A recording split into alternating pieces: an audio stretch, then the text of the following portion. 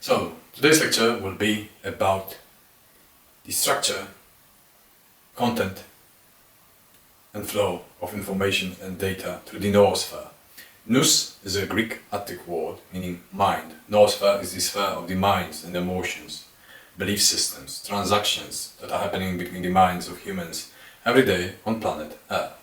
To begin with, I would like to introduce some of my personal interests, which are the history of ideas, the intellectual history, the belief systems or how they interact societally in between themselves, how they meet, how they are compatible, how they are compartmentalized, how they are complementary, and how they are contradictory or antagonistic towards each other. Now I would like to start with a little model of a mind. A mind from this perspective has a certain structure, a phenotype, a term borrowed from the cognitive sciences, a geometry of thought, or the way the information is ordered in structure, in analytical or instinctive mindsets, the emotive layer, or how information is interpreted through the geometry of thought and through structures within the mind, and the information itself. Now, the information modeling will be borrowed from the mathematical theory of communication by Claude Shannon and Weaver, a very important book in the sector of both information and communication studies. And I highly recommend this book in order to comprehend the transactions in between signals, what may constitute the distributive phase, the reception, the beginning, the initiation, and what kind of noise may get in between the signal and the receiver, between the dispatching and the reception.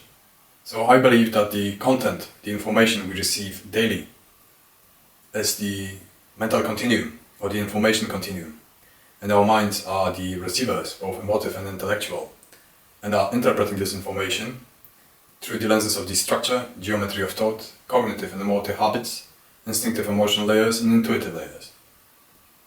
Now, I'm not getting into cognitive bias or emotive bias because this is a highly and completely different branch of cognitive sciences, biopsychology and psychology.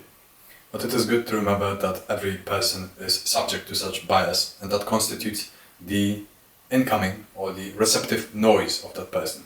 There is noise in the ether, or the noise between the dispatcher of the signal and the receiver, as well as the dispatcher of the signal may be subject to noise.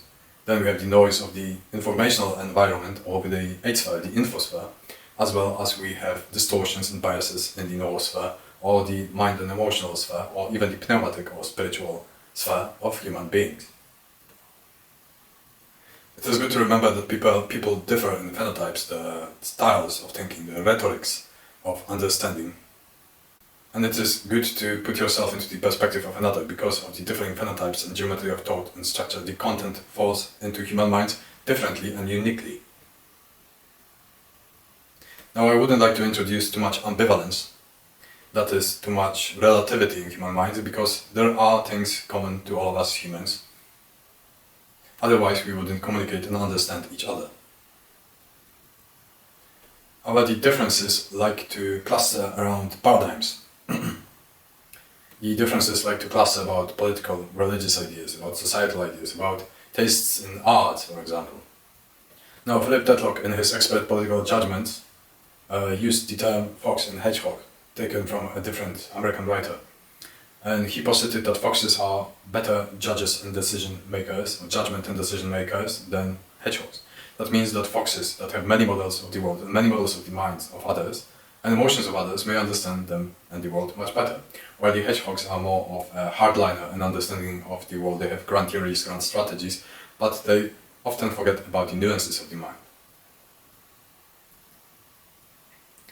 Now, bringing back the topic of the noosphere, what is often menacing the world is the totalitarian attempt to unify this kind of strands of thoughts into one whole, because it would be much easier to manipulate via the input into the system. What is the savior here is not the complete relativity of minds, the irresponsible complete individuality, but critical thought, irresponsible individualism, and responsible freedom. Now there is a Quote from the Book of Changes, the I Ching, that to understand the other better, one must acquire his or her perspective and let it penetrate our own persona, our own mind and emotions. In other sense, we allow as much freedom to the other to penetrate us, and as much as we are strong enough to upkeep our own spines and upkeep our own integrity and integrity of minds and emotions. Only in such a way we may understand the other. Of course, from our perception, but also from the perspective of the other. Only then we can try to influence the other person, whether we are pursuing it for the good or for evil, whether for the beneficence of the other person or in the malignant purpose. And the best skill to defend yourself against malicious manipulation, propaganda, totalitarian ideas is to be a critical thinker that understands it and also is a fox with many models that may shuffle the minds of others as he or she pleases. So, reiterating, I wanted to share a model of the Shannon-Weaver theory of communication. I wanted also to share the model of the structure, geometry of thought, phenotypes of the mind. I wanted to share the noises of bias, the way in which you may defend yourself against propaganda and manipulation, and to promote critical thought, integrity, and the ability to concisely comprehend the picture in the world. How is it done? First of all, by educating to educate yourself. Second of all, logical thinking can be trained. Mathematical thinking may be trained. Analytical thinking may be trained. People that are most prone to manipulation are not critical thinkers. People most prone to manipulation are shifting and they are fluid in their cognitive, emotional strata. Think about it as a mental continuum that goes through your mind. And as you begin to observe it, you see certain patterns that you may divide and train. You are not left to the mercy of your mind, like the Buddhists call it the jumping monkey of a mind, that here upon sorrow, there upon great happiness, here upon this thought, there upon this emotion, and it enslaves you. There is a way out of it. In order to command your mind, you must train it. And that is a form of an intellectual yoga practiced by the Hindus in the ancient past, and practiced by various Chinese masters. Now this is merely a prompt. I'm not giving you any methods, because the methods are out there for you to research if you really want to be creative with your thought, if you want to train your mind, and if you want to comprehend others and the world better, and act upon this knowledge to create a better world.